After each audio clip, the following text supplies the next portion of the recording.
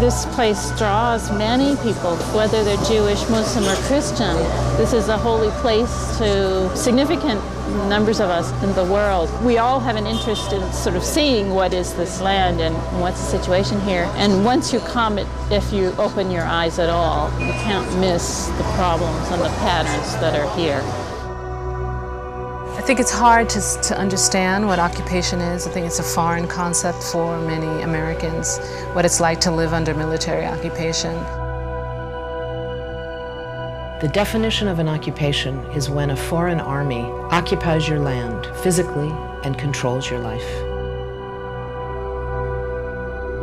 In addition, Palestinians under occupation, and this is why there's so much struggle against the occupation, they're not citizens, they don't have rights, they don't have civil rights. They're under a military rule. This is a particular kind of occupation that's both military and settler occupation. Settlements are areas of Palestinian land which are selected, and whatever is there, whether it's roads or whether it's villages or homes, they are bulldozed, and then a new town is built on the hilltop. One very good friend is Rodina Jabber, and she and her husband Atta have land in a rural valley near here called the Ba'a. And it's pretty clear these settlements want this land. It's some of the best agricultural land around here. So that valley has had repeated home demolitions. Rodina herself has lived through 2 home demolitions. They're living now in their 3rd house. اجت الجرافه وطبعا مع الجيش اللي هجم علي على الخيمه انا التخمت تهدوا ما تهدوا نتقاتل انا وياهم انا اصيح ما يصير صاروا يضربوني في راسي وكان لي بوكله وشعر هيك مسكني من شعري ونكت شعري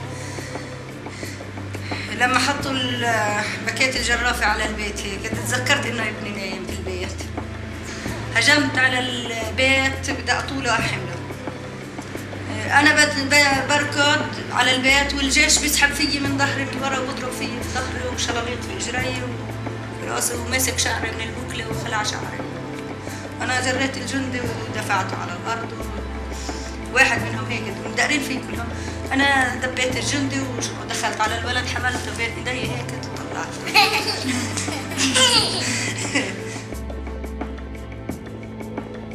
Rodina and her children were once again homeless and had to endure living in a tent for many months. Her husband Atta was even imprisoned for protesting the destruction of their home.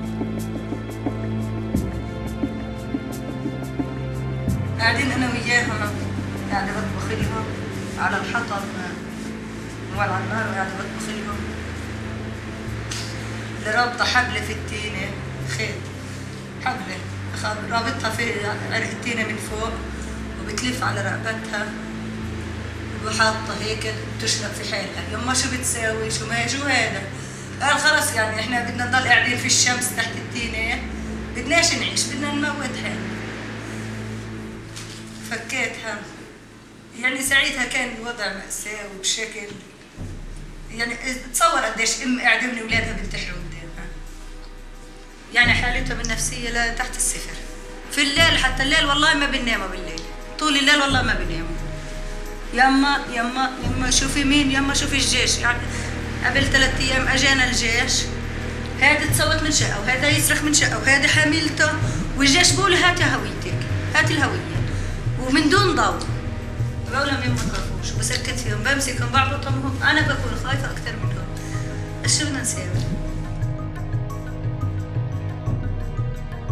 Here you have Palestinians that have no input whatsoever in the policies that are made. They're not on the city council. They're not in any of the decision-making bodies in the West Bank or Gaza. They're certainly not in the government. The policies are made in order to ensure Israeli control. So the law is designed in a way, in a very cynical way, to prevent Palestinians from building and to keep them confined in little islands, so that most of the land of the occupied territories is free for Israeli settlement. These are armed settlements, about 190 of them, spread all over the West Bank.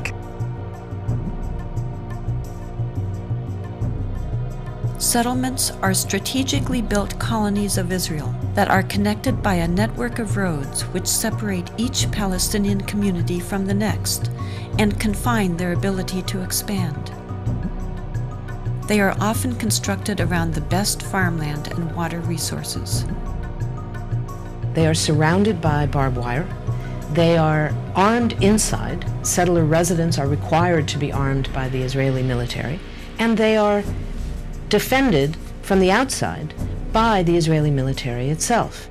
The purpose of these settlements today, number one, is to continue the Israeli control and domination of the occupied territories. And the bottom line in all of this is to make Palestinians leave the country.